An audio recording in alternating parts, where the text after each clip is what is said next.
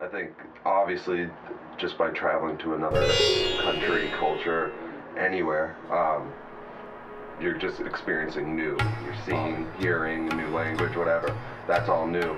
But I think on top of that, there's much more personal reflection about your own culture, where you come from, the things you believe in, when you then now come and you learn all about new stuff. I think that's what I like. Definitely feel like I've just like gotten older, but it's like and gotten more mature, but also just like my perspective on things has just sort of changed. Definitely helped me to be more of a risk taker, not be as afraid of new situations. It just like totally made me appreciate like females and like their solidarity, like made me so happy and proud to be part of that. It's hard to explain, it's just like growing up, because I still don't really feel like a grown up.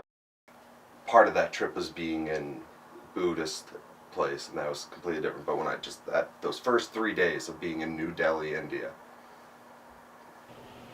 I think any time that you can get this experience down to the personal level, those are the opportunities that are the greatest change agent.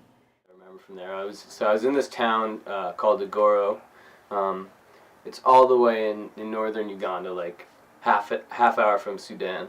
I had a man get off a motorcycle and like just grab me and touch me for like a whole half mile, like while I was trying to go for a run.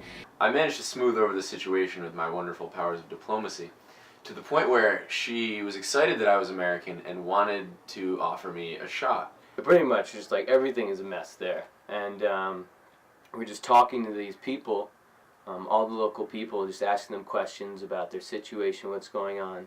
I came out of a McDonald's. We had gone to a McDonald's to get like drinks, and So I went into the house with her, and I turned to the kitchen. The kitchen literally had an inch thick of broken cutlery, plates, mugs, anything you can imagine was just smashed on the ground, an inch And deep. like while we were talking to them, there's like 30 little kids surrounding us. And I looked at the drying rack, and there were 2 plates left. And as we're talking to them, this one kid just takes like a handful of dirt and just like puts it in his mouth. And like I remember seeing that and just being like, what? we sat down on this bench. I was just drinking my Coke, and this boy came like stumbling up, and he was like ragged, like clothes like all ripped up, amputated arm, like no teeth, bleeding gums. She said, "Oh, we just love smashing. We just love smashing." I was like, "Cool. Can I smash a plate?" I just went over to the kid, and without thinking, I gave him a bottle of water. It was like one of the stupidest decisions I made my whole time being abroad. He was just begging for anything we had, and I had only huge bills on me, because we had just gotten there. And I grabbed the second to last plate, and she grabbed the last plate, and we smashed them on the ground. And that was a pretty good moment for me. It was a rare day when like one of us wasn't crying, if not all of us, because it was pretty intense a lot of the time. But I just gave him my Coke, and to like see the satisfaction on his face, just for like a drink.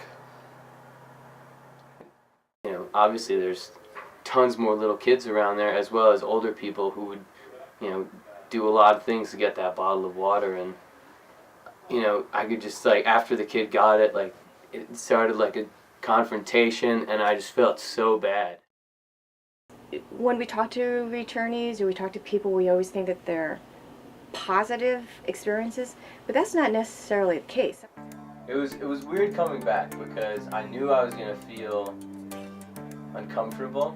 like a lot of my guy friends noticed a huge difference when I came back, and they thought that it affected me negatively and I should have never gone. Seeing like all this crazy shit, and makes me sad sometimes thinking about it. It's like, how do I just go back to like my friends and just like... I think it was fun because like I should know like what's really going on in the world. Like I'm a woman, I should know what other women go through and other men. I don't know if I'll like Uganda or Rwanda, my next stop's back, but I definitely want to make it back there. Yeah, I would definitely. I'm really looking forward to going back at some point in my life. And I recommend it to anyone who has a thirst for life and adventure.